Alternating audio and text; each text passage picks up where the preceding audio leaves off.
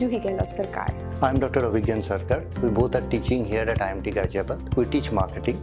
We have co-developed this course, Branding for Mind and Senses. Okay. This course basically has two main parts. First part is neuro branding. Second part is sensory branding. Professor Juhi will teach the neuro branding part and she will talk about it. Followed by sensory branding. I will explain that. Hi, thank you. So we are neurosensory beings, and our brains, which is the neural part of our human existence, is very important in our consumer decision making.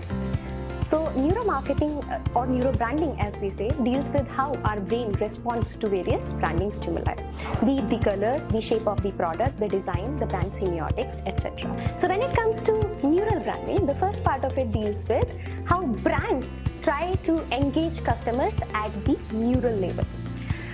It could be through semiotics. When I take a talk of Kama Ayurveda versus Forest Essentials. Kama Ayurveda is a very Indian sounding name, whereas Forest Essentials perhaps is an English and a foreign sounding name.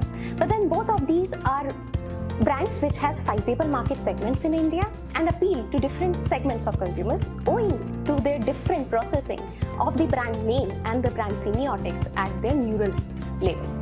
So we begin with this understanding of brand semiotics, brand colors, the shapes, sizes and logos that the brands use to target consumers at the various levels of their brain. Next, we move on to understand the consumer himself or herself. For example, I have an inner self and I have a social self. Consumers would want to resonate with brands that cater not only to their inner self but to their social self as well. We move on next to understand the luxury or the snob consumer. We have to understand that luxury is not everyone's cup of tea, and there is a particular part of our human brain which governs that stimulus wherein the snob appeal appeals to us. For example, when it comes to a shirt of Armani, a simple black shirt which would be of 75,000 rupees just because of the logo. I am not a luxury consumer, so this 75,000 shirt perhaps does not appeal to me. But then talk of somebody who is a luxury consumer, wherein just the label makes a lot of sense to the person at the neural level. Equally important is to understand the frugal consumer. India has a lot of people who want to seek value for money brands. But then, do these people switch when they are given a switching incentive?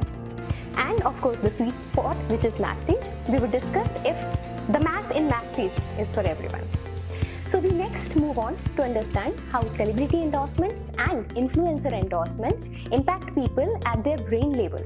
When Virat and Anushka endorse Manevar and Mohe, why do the brides and grooms want to purchase Manevar and Mohe? Why do people get influenced by influencers? What is it that makes somebody a good influencer or a bad influencer? We delve into these aspects. And the last phase of neurobranding ends with understanding the crimson-faced consumer.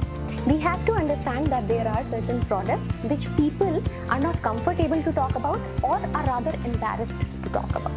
For example, condoms. But then condoms have a huge market. Neurobranding could be effectively used to capture the sizable market into making people comfortable about the use of the products, about storage of the products, and even discard of the product.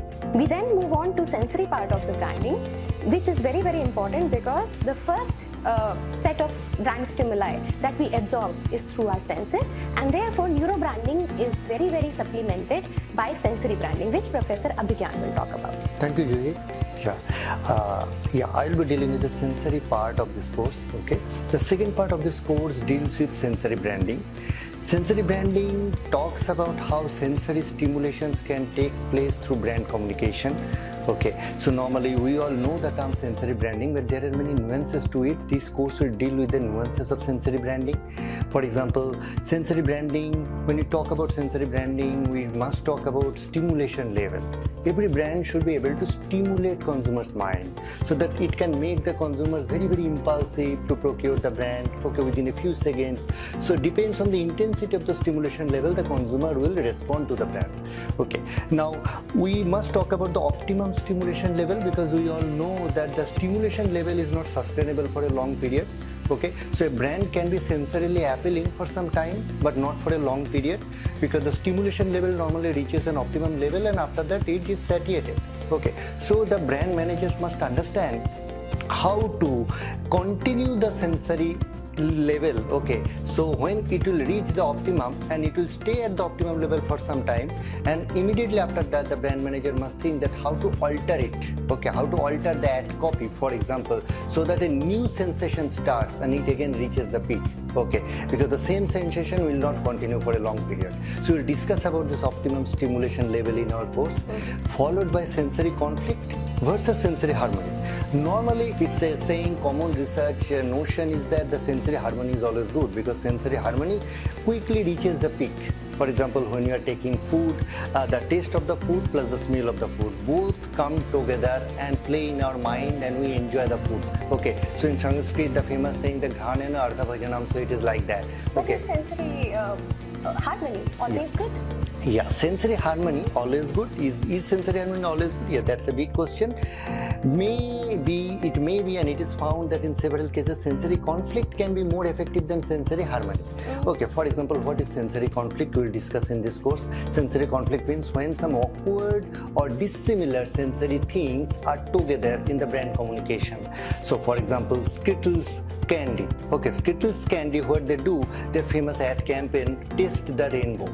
They're showing some awkward characters in their ad copy. For example, sometime the aliens, they're taking the candy, they're tasting the candy. Sometime a hybrid kind of creature who is half man and half horse, they are tasting the candy. Okay, so there are some awkward characters that are actually playing a role in their advertisement.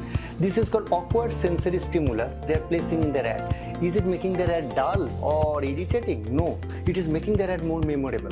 So sensory conflict can help to make an ad more memorable. Okay, so but managers need to decide, that our course will actually deal with that, how the managers can take a decision that what type of sensory conflict can be very, very effective and where sensory harmony is essential. Okay, so we need to club in the brand communication. After dealing with these basic inputs about the sensory branding, we will then deal with different types of sensory branding. What are the different types of sensory branding? For example, visual branding, okay, olfactory branding, taste branding, and haptic branding. Okay, now different types of sensory branding strategies are relevant or implementable for different product categories. For different product category, we can mix different types of sensory stimulus. Okay, so that they can generate again that optimum stimulation level. Okay, so our course will strategically discuss with the help of real life cases that what type of sensory stimuli can go well together for different types of products across industry. Okay, and brand strategy should be based on that sensory inputs. Okay, so sensory marketing is a science. For example, now the Copenhagen Business School, okay, plus Harvard Business School, these all top business schools in the world, they are all talking about this sensory and neuro branding. Okay, so we put the effort to club this sensory branding and neuro branding together in the package of branding for mind and senses. I hope the students who are especially interested in brand management and who are really ambitious to get a strategic brand management role in future will really like this packaging, branding for mind and senses, and we sincerely hope that this course will be helpful for these students. Thank you. Would you like to talk about briefly about why is this important in the contemporary world, which is rapidly changing in terms of consumers' brand preferences? Yeah, this is very important. For example, earlier we just compared the 10 years before or 20 years before, where there is a very limited number of competitors in the market. Okay, for example, just think about our father's generations. Okay, they didn't examine or compare so much different alternative brands. Okay, they were very much attached to few brands. They knew the names of the few brands and they knew the brands are good. They simply used to go to the market and purchase those brands. But these days there are so many brands in every product category. When there are so many brands in every product category, the strong competition emerges. And this competition is taking place based on all these different platforms, okay, all these different parameters, neuro parameters, sensory parameters. Based on small changes, by making small changes in different neuro level or sensory level, the brands are competing with each other. And when that is captivating the consumers are becoming more choosy and they are trying to evaluate more and more. Okay, they're evaluating different alternative brands in their consideration set from different angle. Here the competition becomes tougher. because the brand, in order to win, the brand need to choose the right mix. How to get that right mix, that idea, that notion is important, and that idea, we sincerely hope that this type of idea will come through learning this type of course. We hope that you enjoy the course as much as we enjoy developing it, and then together we can have a great classroom learning experience. Thank you so much. Thank you very much.